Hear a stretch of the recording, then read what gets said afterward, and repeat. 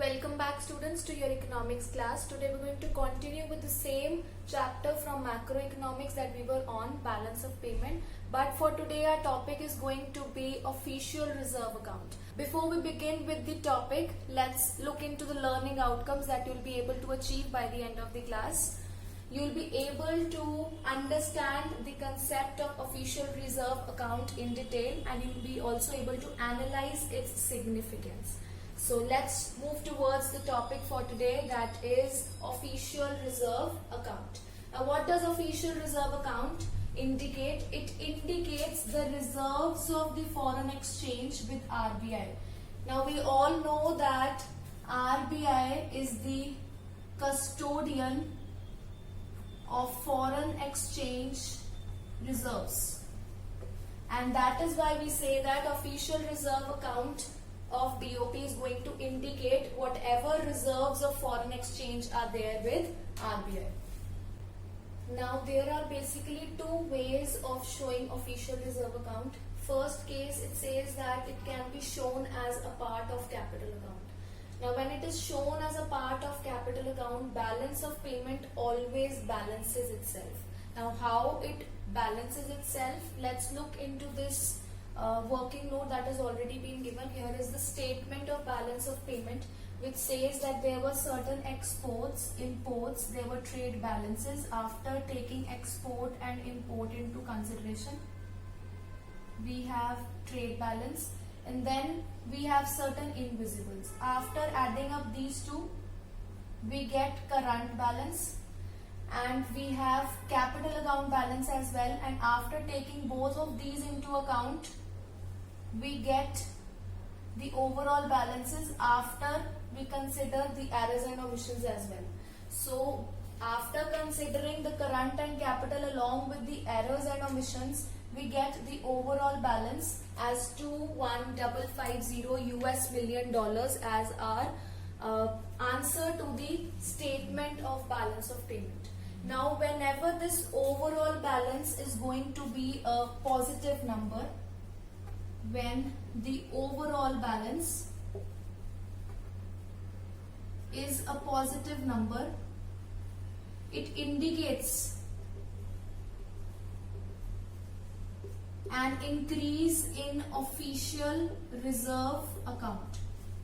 That means our official reserve account is going to increase whenever the overall balance is a positive number. But whenever this overall balance is a negative number, there is going to be a decrease in the official reserve account. So this is the basic thing that you need to understand. It all depends upon the overall balance. Overall balance is positive, there is going to be an increase in the official reserve. If the overall balance is negative, there is going to be a decrease in the official reserve. Now the question arises, how does the balance of payment balances itself in this situation? Now since the overall balance is a positive number and it is showing an increase in the official reserve, for balancing, this increase in official reserve is going to be shown with a negative sign, with the equal amount. So this increase in the official reserve is going to be shown with a negative sign, or is going to be indicated with a negative sign. And wherever if there is a decrease in official reserve,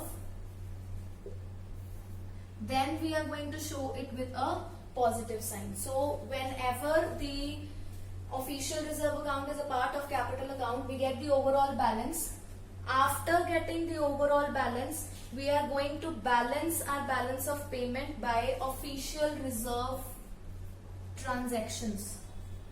So when we are going to show the value of official reserve, now since it is a positive value, which means there is an increase in the official reserve, but increase is going to be shown with a negative sign, which means the same amount is going to be shown with the negative sign. As a result, the balance of payment is now going to get a zero value, because it is going to balance with the same amount but with the opposite sign, indicating that whenever official reserve is going to be considered as a part of capital account, the balance of payment always balances itself. Now let's look into the case number 2, which says that sometimes official reserve account is not shown as a part of capital account and is shown as a separate account. In that case, BOP is not going to balance. That means either there is going to be a surplus value or a deficit value, which totally depends upon the overall value.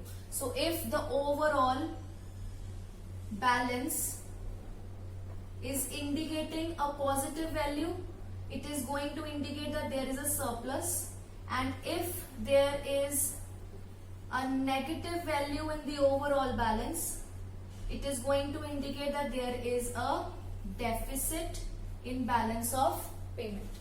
So surplus is going to be a situation where the current and capital account total up to give you a positive number, whereas if the current and capital account give you a negative number, it is going to indicate a balance of payment deficit.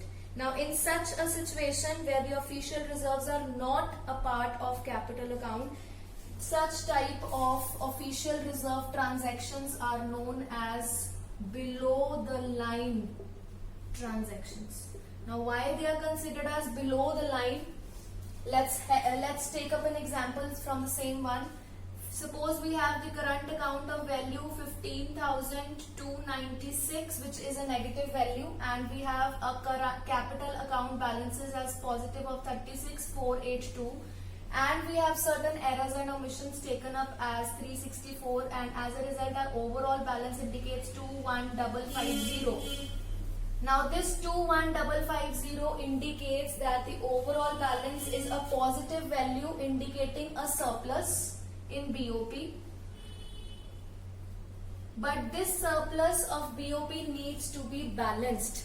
For that purpose, we need to carry out official reserve transactions through the official reserve account of RBI, because RBI is the custodian of foreign exchange, and whenever these transactions are carried out after getting a surplus in BOP or a deficit in BOP, these transactions are to be carried out for balancing BOP or restoring the balance of BOP, and that is why they are known as below the line, because once we have got the answer, all the transactions done after that will be below the line transactions. So in case the official reserve account is not shown as a part of capital account, it will be known as below the line transaction, whatever transaction is going to be carried out for balancing BOP. So that's all for today. Today we have done the complete description of official reserve account with the help of a numerical example. I hope all your learning outcomes have been achieved today. For the other two accounts, current account and capital account, already a video has been uploaded. I hope you all must have seen it. In case you have not seen it, I am going to paste the link in the description box. Do watch that as well, so that you get to know how we are calculating the balances of current account and capital account here. So that's all for today. Thank you.